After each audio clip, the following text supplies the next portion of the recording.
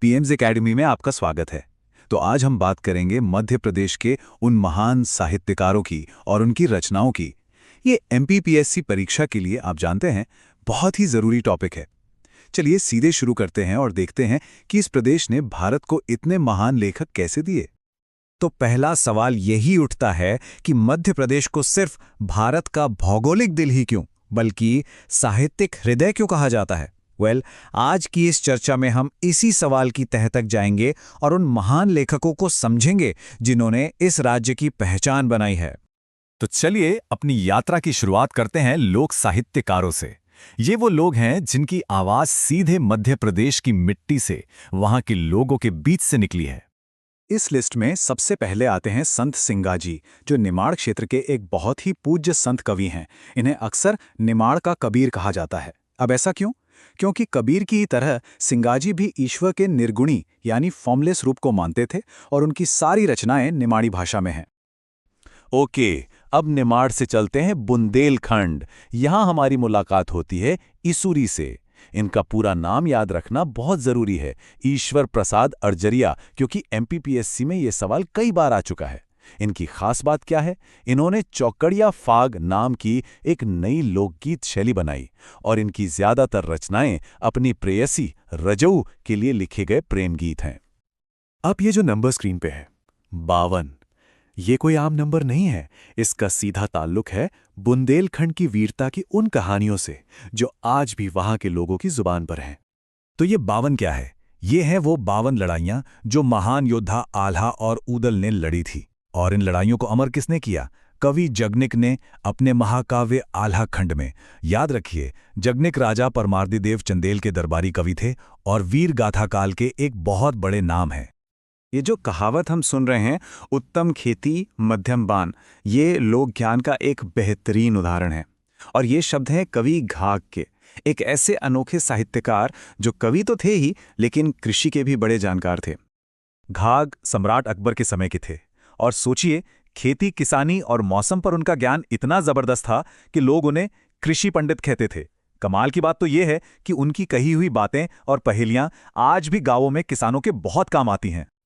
Okay, तो लोक साहित्य से अब हम टाइम ट्रैवल करते हैं प्राचीन काल में। ये संस्कृत साहित्य का गोल्डन एज था, एक ऐसा दौर जिसने हमें भारतीय इतिहास के कुछ सबसे बड़े और चमकदार नाम दिए। और इस युग में सबसे ऊपर शिखर पर कौन है? महाकवि कालिदास। देखिए, उन्हें भारत का शेक्सपियर कह तो देते हैं, पर यह काफी नहीं है। सच तो यह है कि उन्होंने जिस तरह से मानवीय भावनाओं को, प्रकृति को, प्रेम को अपने नाटकों और काव्यों में उतारा, वो आज भी दुनिया भर के साहित्य को इंस्पायर करता है। अब उनके वर्क्स को समझने का सबसे अच्छा तरीका है उन्हें 3 कैटेगरीज में बांटना। पहला, महाकाव्य जैसे रघुवंशम। दूसरा, नाटक जिसमें विश्व प्रसिद्ध अभिज्ञान शाकुंतलम आता है। और तीसरा, खंडकाव्य जैसे मेघदूतम। इस तरह से आप उनके काम के स्केल को आसानी से याद रख सकते हैं। अगली कहानी तो खुद एक कविता जैसी है। ये कहानी है भर्तृहरि की। सोचिए, उज्जैन के एक ताकतवर राजा, लेकिन जिंदगी में एक ऐसा मोड़ आया कि सब कुछ, राजपाट, महल, सब छोड़कर एक साधु बन गए। और इसी यात्रा ने उनकी कविता को वो गहराई दी जो आज भी हमें छू जाती है। तो उन्होंने लिखे 3 शतक। शतक का मतलब है 100, यानी 100 श्लोकों के 3 कलेक्शन। पहला, श्रृंगार शतक, जो प्यार और रोमांस पर है। दूसरा, नीति शतक, जो एथिक्स और पॉलिसी की बात करता है। और तीसरा, वैराग्य शतक, जो त्याग पर है। एक तरह से देखें तो ये जीवन के 3 अलग अलग पड़ावों की कविता है। अच्छा, इसी गोल्डन एज के 2 और दिग्गजों को नहीं भूल सकते। एक है भवभूति, जिन्हें भारत का मिल्टन कहा जाता है। क्यों? क्योंकि करुण रस लिखने में उनका कोई जवाब नहीं था। और दूसरे हैं राजा भोज। ये सिर्फ परमार वंश के एक महान राजा ही नहीं थे, बल्कि खुद एक बहुत बड़े स्कॉलर और लेखक थे। ऑलराइट, प्राचीन काल से अब हम आगे बढ़ते हैं मध्यकाल में, जिसे रीतिकाल भी कहते हैं। अब यहाँ साहित्य का मिजाज थोड़ा बदलता है। इस दौर में लिटरेचर रॉयल कोर्ट्स में राजाओं की छत्रछाया में फला फूला, खास तौर पर बुंदेलखंड में। और इस दौर का एक बहुत बड़ा नाम है ओरछा के आचार्य केशवदास। इनकी लिखने की स्टाइल इतनी कॉम्प्लेक्स और स्कॉलरली थी कि लोग उन्हें कठिन काव्य का प्रेत कहने लगे। रसिक प्रिया और रामचंद्रिका इनके सबसे फेमस वर्क्स हैं। अब आते हैं कवि भूषण पर। इनकी बात बहुत यूनिक है, पता है क्यों? क्योंकि ये एक ही समय में दो महान राजाओं के दरबारी कवि थे। एक तरफ बुंदेला राजा छत्रसाल और दूसरी तरफ मराठा छत्रपति शिवाजी, और उन्होंने अपनी कविताओं में दोनों की ही वीरता को पूरी शान से बयां किया। तो पॉइंट ये है कि भूषण वीर रस के कवि थे। वीर रस मतलब वो कविता जो ब्रेवरी और वैलर की भावना से भरी हो, जिसे पढ़कर सुनकर जोश आ जाए।